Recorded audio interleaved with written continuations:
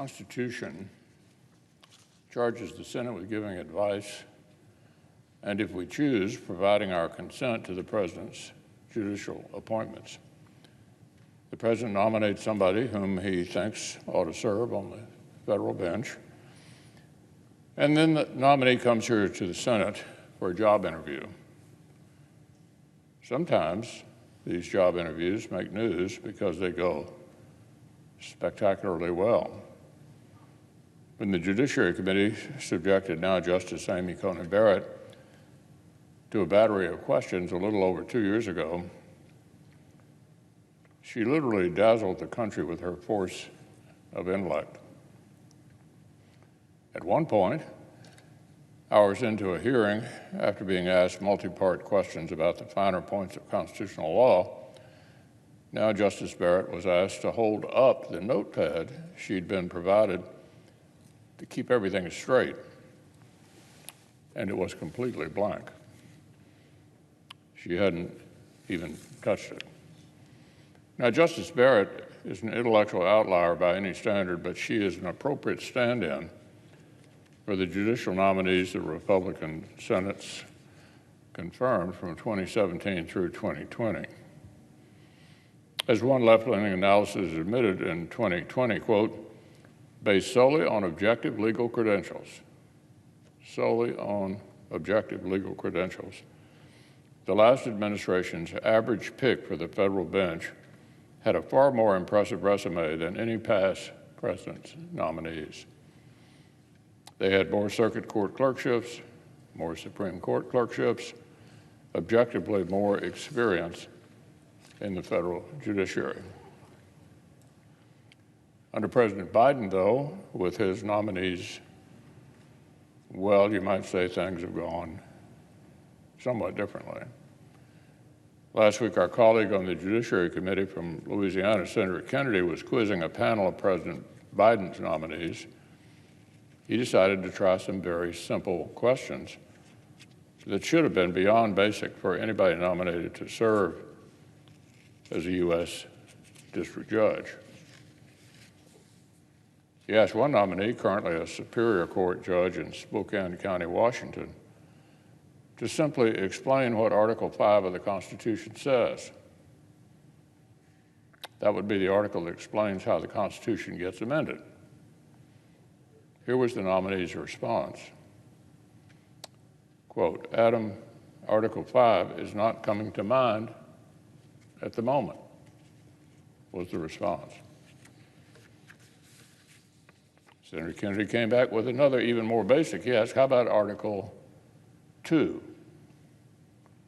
As high schoolers across America learn each year, Article 2 sets up the presidency and the executive branch. It established the president's powers, including the power to nominate the person for the vacancy in question. But this sitting judge drew another blank. Article 2 wasn't coming to mind either.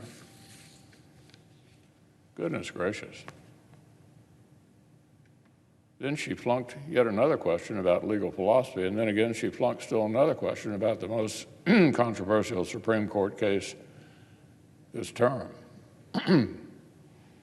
Apparently, when this particular nominee had been asked to list the top 10 most impactful cases she litigated in court, she could only come up with 6. At no stage of her professional career has the judge focused on federal law. At no point has she ever even appeared in federal court. So get this, in one of these 6 most significant cases she lost to a defendant who forewent legal counsel and took the risky step of representing herself. This wasn't some rookie mistake either. The nominee was over a decade out of law school when she lost to an unrepresented party in one of her biggest cases. Is this the caliber of legal expert with which President Biden is filling the federal bench for lifetime appointments? Is the bar for merit and excellence really set this low?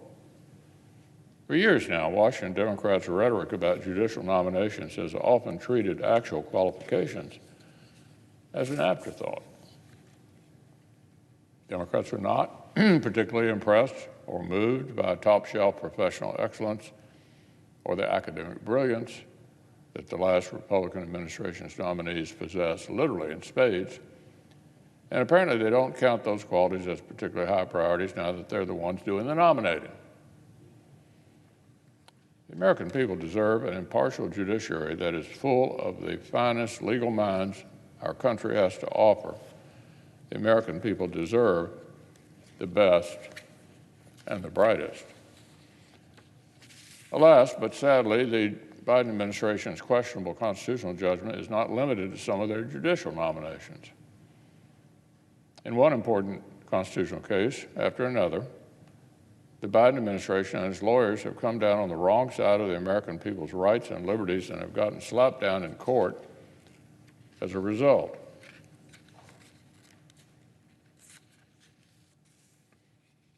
This last year, for example, in the Bruin case, the Biden administration threw its weight behind unconstitutional New York State restrictions on the Second Amendment that plainly violated citizens' rights to keep and bear arms. President Biden sent one of his top lawyers to help with the oral arguments. But the Democrats got the Constitution backwards and lost the case. In West Virginia versus EPA, President Biden went all in trying to defend massive unconstitutional overreach by his own Environmental Protection Agency. His Solicitor General argued the case herself, but the administration lost badly. The plain meaning of our laws and our Constitution actually won out. In Carson versus Macon, President Biden fought to maintain unconstitutional anti-religious discrimination in school voucher programs. Again, he lost, and the American people and their Constitution won. Washington Democrats had their blatantly unconstitutional vaccine mandate for the private sector tossed out by the Supreme Court. They had their obviously illegal top-down mask mandate for transportation tossed out by a district judge. Oh, and by the way, the judge was nominated. Democrats howled that she was unqualified.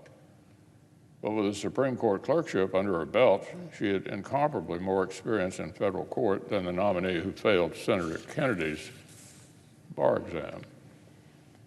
Over and over, on issue after issue, this Democratic administration sides against the American people, against the Constitution, against the rule of law. The American people deserve an administration that respects their rights and liberties, that understands our Constitution, that chooses both policies and nominees accordingly.